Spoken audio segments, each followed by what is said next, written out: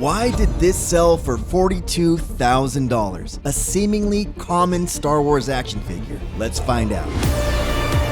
General Madine isn't what people would call a popular Star Wars character. When I was a kid, I got 3 of them for Christmas one year from different relatives, probably because they were always on clearance for about 20 cents each. What kid really asked for a General Madine action figure?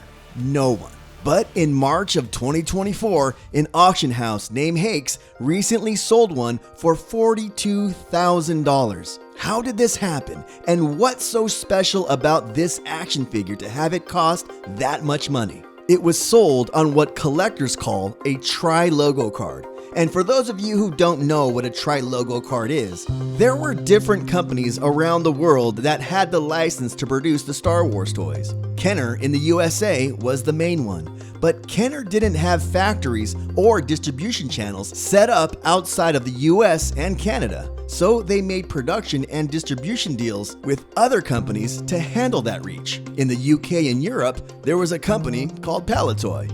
And by the time the Return of the Jedi cards came around, they had changed their packaging from regional cards to what's now called the trilogo card. These had 3 languages printed on it: English, French, and Spanish. These were only distributed in the UK and Europe, and some of these did make their way to other parts of the world, namely Canada and the eastern seaboard of the US, but that was only for discount retail outlets, much like what Ross, Marshalls, or TJ Maxx does today. They buy inventory that doesn't sell and restocks them for sale. That's how those trilogo cards would have ended up in other countries: discount retail outlets. The first thing that made this General Madine trilogo card expensive was its rarity. It was only produced and distributed in France and only for a short time. Palitoy pulled back heavily on production and distribution starting in 1983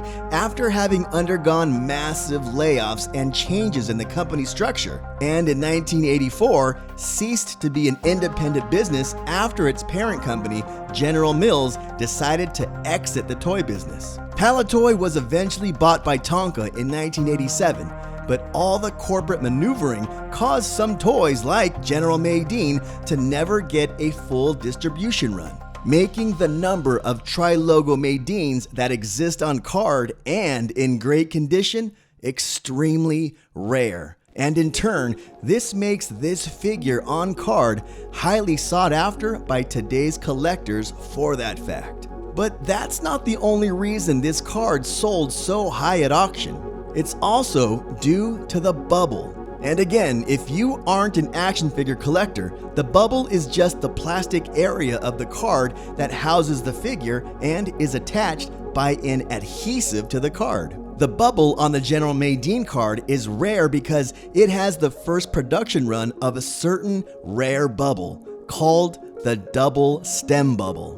You can tell it's a double stem bubble from these 2 stems that extrude from the bottom of the bubble. These double stem cards were only made in France for a very short time, making any double stem card rare. The fact that General Madine had a short production run to begin with and was on a rare bubble, well, that makes this figure extremely rare. Now, I have a carded Return of the Jedi Madine made by Kenner in the US, and you can buy these for about $70 in okay condition, and they can get up to about $200 for a mint version.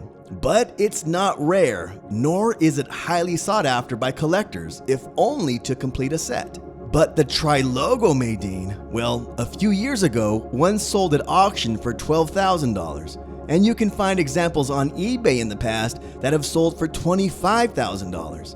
But yeah, in March of 2024, on a Hake's auction, the trilogo General Madine sold for $42,000. And now, you know why. So if you have a box full of trilogo cards sitting in your attic or basement, and you happen to find a General Madine, you are sitting on a gold mine, my friend.